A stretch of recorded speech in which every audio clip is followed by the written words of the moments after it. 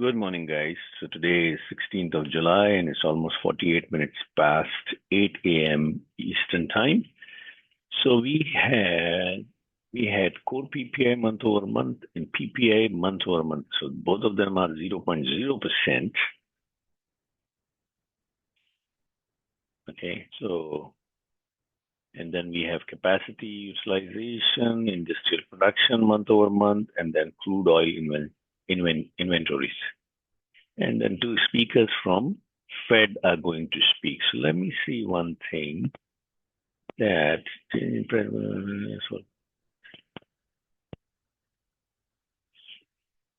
so producer price index is flat. I mean, it's lower, which is, in my opinion, one second. I hope this is correct. One second. So, which is a positive sign. So producer price index has not gone higher with the tariff going higher. And that's why futures are up almost 75 points, 75 ticks. So this is a positive news for the market. The market is actually in the positive mode and a very aggressive positive mode. So that's there. And then we have core retail sales tomorrow and retail sales month over month and unemployment claim tomorrow. So we'll keep an eye on those. And all of these are 8:30 a.m. in the morning. So what are the news today? So we have Goldman Sachs stock, so the Goldman Sachs earning. So it has gone higher 1.1%. Morgan Stanley stock has fallen. And Johnson Johnson is up. Okay. And then we have Bank of America stock gain after the lender's profit rose. Okay. Global Payment, ASML. Yeah. ADRs fell 7% after the Dutch semiconductor equipment supplier warned that it may not achieve growth in 2026, even though its second quarter booking topped estimates. So those are the ones. So basically, equipment supplier is facing some challenges, right? When it comes to the financials are up, so which is good for the market as well. So let's go and let's see how is the probability map. So probability map for 16th is Dow Jones remains up 47% of the time, S&P 47% and 51% on Nasdaq. Mixed to bearish. So basically, either the market will, according to the historical probability map, market will remain flat to a little bit negative or bearish at the close. So we will see how it goes. So guys, thank you very much for following GWT Learning on YouTube and Twitter and visiting the website. Appreciate if you're not following or subscribing, please do so. Like, share within your context. Appreciate that. That will encourage me to produce more content going forward. TWT Learning, I'm the founder of TWT Learning. TWT Learning was founded to provide financial market education and research. We train our students on how to identify high probability investing and trading setups. So setups include long-term, medium-term, so long-term, anything six months plus, medium-term, anything from 3 months to 6 months, or 1 month to 3 months to 6 months, or short-term could be from 1 week to a couple of months. So that's there. Thank you very much. Let's look at where the futures are. So let's go. So futures have gone higher. And let me look at, yeah.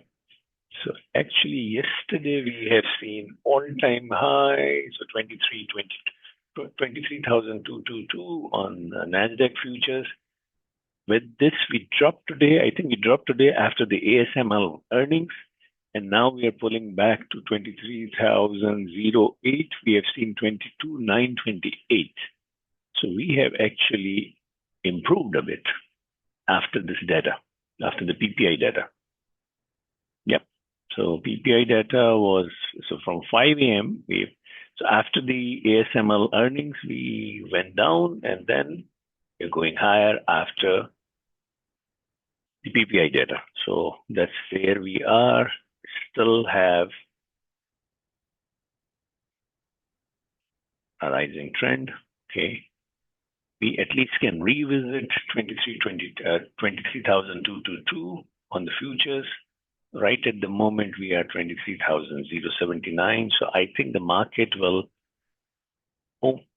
actually, there's a probability that it may dip at the open, but then it will recover. That's what I think. I'm talking about the technology, the NASDAQ and NASDAQ related stocks. So let's see how is the S&P doing. S&P futures are holding this trend line. Let me see what happened here. Let me go here. Yeah. So we have a similar situation. PPI data is supporting the market to go further higher. And we go, and we're holding the channel with the base of the channel. That means a retest move a little bit to at least, if I'm not wrong, at least to 6,009. We are now 6,297, and there's a possibility that we get into 63.40, 45, or 63.50. All right, guys, let's see what is happening on the QQQ. So on the QQQ front, we are in the channel. Similar thing, I think we are heading towards the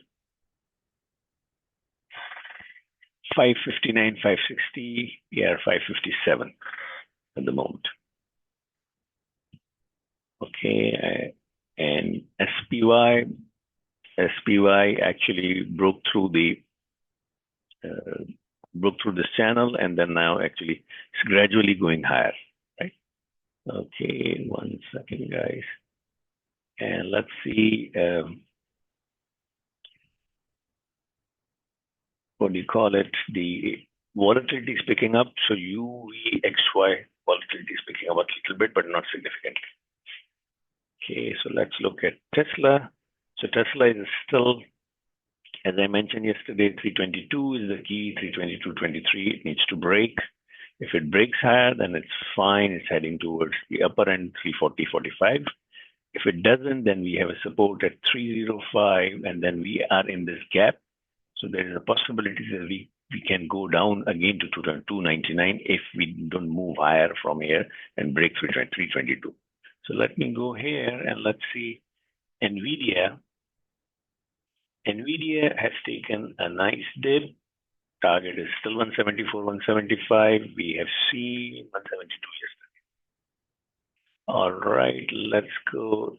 AMD consolidating the gains. Things like going higher. Google holding 180, 181 level, then it's going higher. Broadcom is moving in this near this trend line. Most likely Broadcom will also follow NVIDIA. So Broadcom can hit 285, 284, 85. Apple is doing nothing, but I think this looks like Apple is lull before the storm, so it's consolidating. Earnings are later at the end of this month. Microsoft is gradually crawling higher, right? Where it comes to Amazon is actually needs to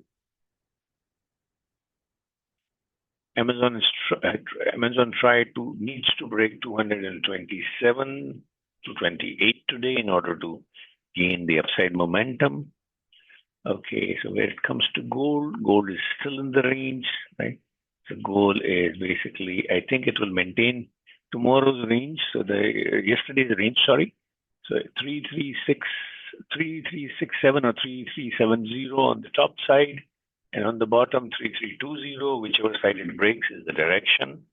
Oil has come down, and dollar index is going higher. So that means market is anticipating there's no rate cut. Maybe even with this data, probably September rate cut will be also a little bit delayed or something. U.S. Treasury 10 years are still at 4.47.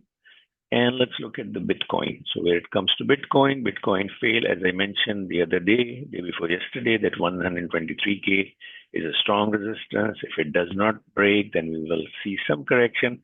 Probably Bitcoin will come down to, eventually Bitcoin will come down to retest 111K. So 111K.